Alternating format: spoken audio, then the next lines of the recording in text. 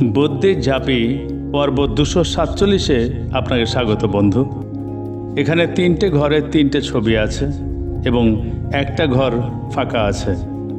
1, 2, 3 পরপর 3টে ছবি থেকে একটা করে অক্ষর নিয়ে একটা অর্থপূর্ণ শব্দ বানাতে হবে, যেটা বসবে চতুর্থ ঘরটায়, যা আপনি নিশ্চয়ই পারবেন।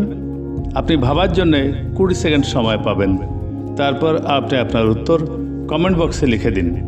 আপনার সময় শুরু হচ্ছে এখন।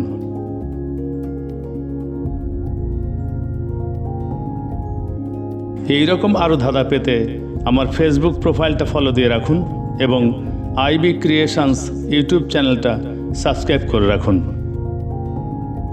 এই পর্বের সঠিক উত্তর আগামী পর্বে জানিয়ে দেওয়া হবে।